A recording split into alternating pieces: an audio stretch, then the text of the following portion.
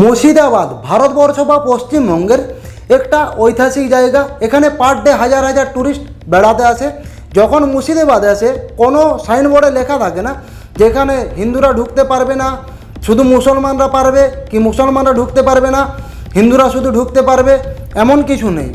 কিন্তু এই মুর্শিদাবাদের একটা প্রাথমিক বিদ্যালয়ে এটা 6 বছরের হিন্দু মেয়েকে কান ধরিয়ে উর্বশ করালো 50 বার। কী কারণে? সে নিজের খাতায় জগন্নাথ দেবের মূর্তি এঁকেছিল বলে। এবং যে ম্যাডামটা শাস্তি দিলেন সেই ম্যাডামটার নাম হলো পারভিন ম্যাডাম। এবং এই ঘটনাটি ঘটেছে মুর্শিদাবাদের বারুইপাড়া খিদিরপুর কলোনি 1 নম্বর তালবাগান প্রাথমিক বিদ্যালয়। বুঝতে পারছেন, এখন স্কুল বলুন, কলেজ বলুন, যে কোনো জায়গা ধর্মনিরপেক্ষ, ইউনিয়ন, এমনকি রাজনীতিতে ভর্তি। তাহলে ছেলেদের পড়াশোনা হবে কি করে? কারণ একটা স্কুল বা কলেজে স্টুডেন্টদের একটা ফ্রিডম আছে, তারা যে কোনো কারুর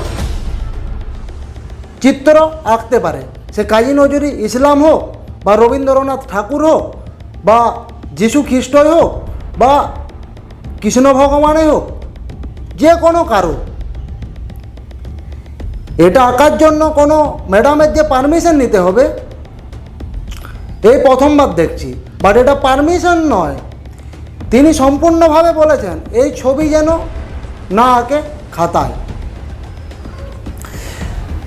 তো যাই হোক, সমস্ত খবরের ডিটেলসে যাওয়ার আগে নমস্কার বন্ধুরা, আমি মানু, আপনাদেরকে অনেক অনেক স্বাগত এবং শুভেচ্ছা ভালোবাসা জানাচ্ছি আমার এই ছোট্ট ইউটিউব চ্যানেল মানু পাত্রতে। বন্ধুরা, একবার দুবার আমি ভাবি আমরা সত্যিই কি পশ্চিমবঙ্গে বাস করছি, না বাংলাদেশ কি পাকিস্তানে বাস করছি। পাকিস্তান বাংলাদেশে এটা চলে, কোনো যদি হিন্দু নিজেদের দেবী বা যে কোনো কারুর চিত্র অঙ্কন করে দেওয়ালে বা নিজের খাতায়, সেখানে যদি কোনো মুসলমান ভাই থাকে সেই বিষয়ে অত্যাচার করে, মেয়ে হোক বা ছেলে হোক তাদের উপর। ঠিক সেই রকমই চলছে আমাদের পশ্চিমবঙ্গে। কতদিন যে চলবে সেটা বলতে পারবো না, কিন্তু একের পর এক দুর্ঘটনা আমাদের পশ্চিমবঙ্গে চলে যাচ্ছে। বেশিরভাগ চলছে স্কুল, কলেজ, ইউনিয়ন, এইসব ক্ষেত্রে। যাই হোক, এই যে মুর্শিদাবাদে স্কুলে ঘটনাটি ঘটল এবং মেয়েটির মা কি বলল সেটা নিয়ে একটুকু আমরা জেনে নিই। তো ভিডিওটা দেখুন। অভিযোগ বলতে শুক্রবার দিন আমার মেয়ে এসেছিল, মানে বৃহস্পতিবার দিন ঘটনা এটা, যে আমার মেয়েকে পেল লাইনে দাঁড়ানো করার জন্য আর কি গিয়েছিল, ঠিক আছে। তা দেরি হয়েছিল নাকি, হেডসেট নিয়ে গেছে। তারপরে যাই হোক ওই কারণে কান ধরে উঠবাস করানো হয়েছে। এবার কিসের জন্য করিয়েছে? ছবি আঁকার জন্যই কি পেল লাইনে দাঁড়াতে গিয়েছে, দেরি হয়েছে ওই কারণেই। যাই হোক একটা কিছু হবে। তারপরে সে ছবিটা দেখিয়েছে ম্যাডাম, জগন্নাথ দেবের ছবিটা। জগন্নাথ দেবের ছবিটা দেখানোর পরে ম্যাডাম বলেছে যে এই ছবিটা আর কখনো আসবে, মানে কোনদিন আসবেন, এরকম একটা কিছু হয়ে গেছে। তা আমার মেয়ে আমাকে রবিবার দিন এসে বলে বিকেলবেলাতে যে মা এরকম এরকম ব্যাপার, ম্যাডাম আমাকে এই ছবিটা আঁকতে বারণ করেছে। এখানে মেয়েটার মা ডাউট ছিল প্রথমে। হ্যাঁ, যদি মেয়েটি রেল লাইনে গিয়ে দাঁড়িয়ে থাকে সেই ক্ষেত্রে হেডমাস্টার ওকে বকেছে কি কাম ধরে উঠবেশ করেছে সেটি আলাদা। কিন্তু মেয়েটি কি বলল নিজের মাকে, যে সেই কারণে নয়, সে জগন্নাথ দেবের মূর্তি নিজের খাতায় এঁকেছিল বলে সেই কারণে ম্যাডাম তাকে কান ধরিয়ে 50 বার উঠবোস করেছে। এবং সেই ব্যাপারে ওই যে গ্রাম বারুইপাড়া অঞ্চল, পুরো অঞ্চলের মানুষ একত্রিত জড়ো হয়ে খাতায় নিজেদের নাম লেখালেখি করছে এবং তারা চাইছে যে এই ম্যাডামকে ওই স্কুল থেকে যেন ট্রান্সফার করা হোক বা সাসপেন্ড করা হোক চিরকালের মতো। এই বিষয়ে স্থানীয় মানুষদের কি মন্তব্য সেটা নিয়ে একটু আমরা আলোচনা করে নিই। তো ভিডিওটা দেখুন।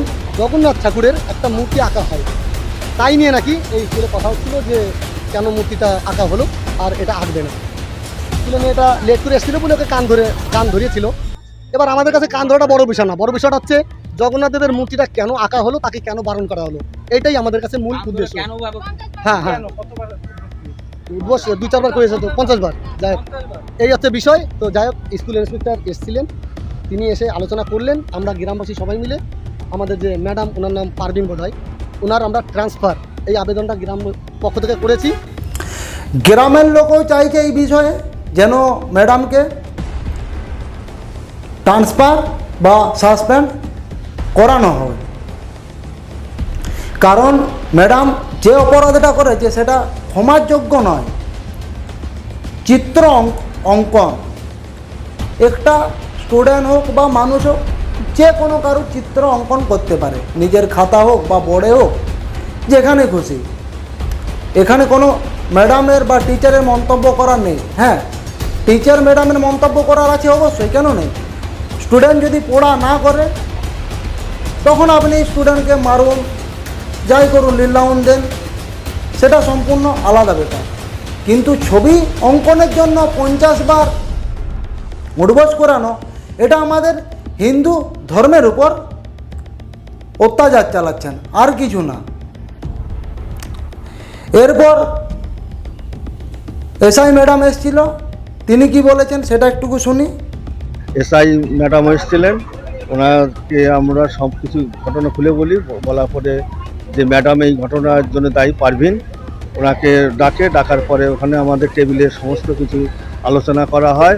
উনি প্রথমে অস্বীকার করার পরে যখন ওই মেয়েটাকে বলা হয়, তখন মেয়েটা বলার পরে উনি তখন উক্তি স্বীকার করার পরে উনি নম্রতাই করে দিয়ে বললো যে ঠিক আছে, পরবর্তীতে এরকম আমি আর কিছু বলবো না, করবো না, এইভাবে হয়েছে। দিয়ে তারপরে এসআইয়ের কাছে আমরা আবেদন করেছিলাম যে আপনি এখানে যা সিচুয়েশন, আপনি একটু আইনত দিক দিয়ে ব্যবস্থা নেন, এই ম্যাডাম যাতে এখান থেকে ট্রান্সফার করানো যায়। এসআই এসেছিল এবং এই শিক্ষিকাকে যখন প্রশ্ন করে, প্রথমে সে মানতে যায়নি, অস্বীকার করে, বুঝতে পারছেন কতবার। তারপর যখন এই বাচ্চা মেয়েটিকে ডাকা হয়, সব কথা খুলে বলে, কারণ বড়রা মিথ্যা কথা বলতে পারে কিন্তু বাচ্চা ছেলে কখনো মিথ্যা কথা বলে না, কারণ ওনারা হচ্ছে ভগবানের দূত। তাই বাচ্চা মেয়েটিকে যখন পুলিশ জিজ্ঞাসা করলো এসআই, তিনি সমস্ত কথা ঝড়ঝড় করে বলে দিলেন যা সত্য। তখন ম্যাডাম নিজের কথা স্বীকার করলেন। মানে কী রকম অবস্থা চলছে আমাদের পশ্চিমবঙ্গের মধ্যে বলে আর বোঝাতে পারবো না। একের পর এক দুর্ঘটনা ঘটেই চলেছে, শুধু স্কুল কলেজ, রেপ, হাবি জাবি তেরি মাদারি, এই সমস্ত কিছু। আর এই যে ঘটনাটি ঘটেছে এই স্কুলে প্রথমবার নয়, আগেও একবার ঘটেছে। একজন বৈষ্ণব স্টুডেন্টরা দেখবেন অধিকাংশ গলায় তুলসী কাঠের মালা পরে আসে, তাই সে মালা পরে স্কুল আসতেন। কিন্তু ওই স্কুলের একজন শিক্ষিকা তিনি কি বলেছিলেন, যেন ওই মালাটা ঘরে খুলে পর আসে। বুঝতে পারছেন, হিন্দুদের ধর্ম নিয়ে মুসলিম ভাইদের এত কিসের কষ্ট আমি সেটা বুঝতে পারছি না। কই আপনাদের ব্যাপারে তো আমাদের হিন্দুরা কোনো নাক গলাতে যায় না। যাই হোক, আপনাদের মন্তব্য কমেন্টে জানাবেন। এরপর এই স্কুলের প্রধান শিক্ষক তিনি কি বলেছেন সেটা একবার শুনে নিন। ম্যাডাম এখানে স্থানীয় কিছু বিদ্যালয়ের সাথে কথা বলে যা একটা মীমাংসা করে দিয়েছেন।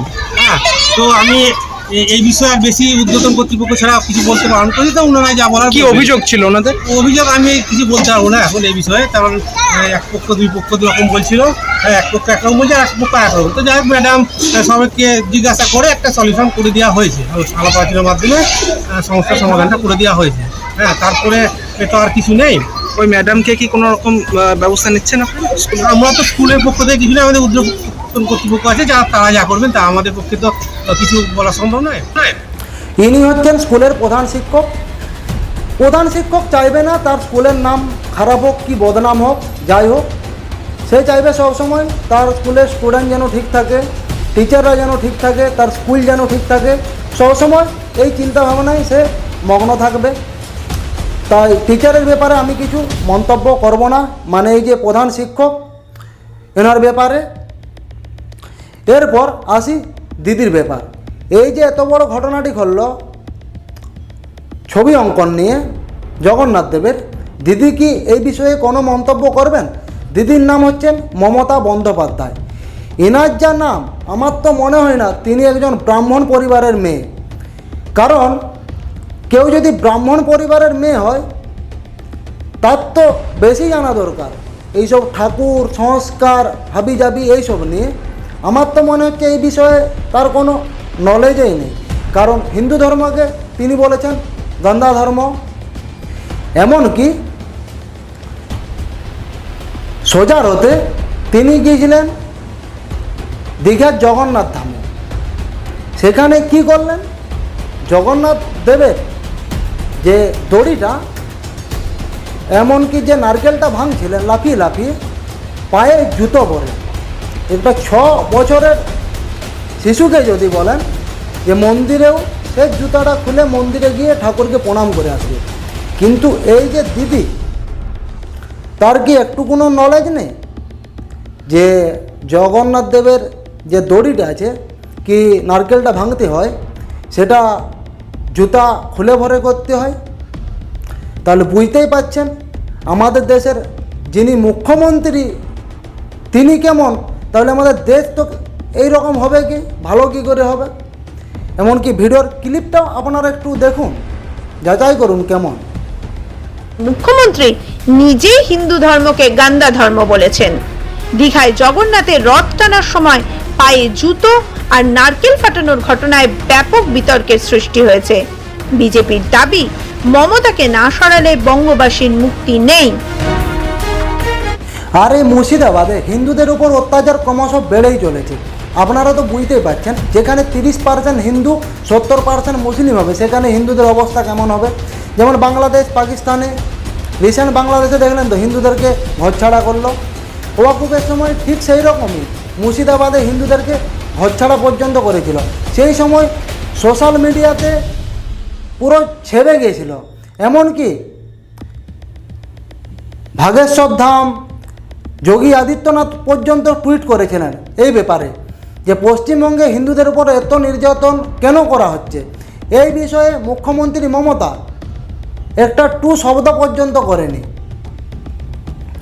এমনকি মুর্শিদাবাদের বেশ কিছু জায়গাতে যেমন শামশেরগঞ্জ, সুতি, ধুলিয়া, তামালপুরে বেছে বেছে হিন্দুদের উপর বাড়িঘর লুটপাট, অগ্নিসংযোগ, এমনকি খুন করার পর্যন্ত হুমকি দিয়েছে মা বোনেদের। তারা যদি তাদের কথা না শুনে এরকম করব। মুর্শিদাবাদের হিন্দুরা যেমন আগে আতঙ্কিত ছিল, ঠিক এখনও পর্যন্ত আতঙ্কিত আছে। তাই ওই রাজ্যবাসীদের মুখে একটাই প্রশ্ন যে মমতার সময়ে এই হিন্দুদের ওপর এত অত্যাচার কেন? সত্যিই তো।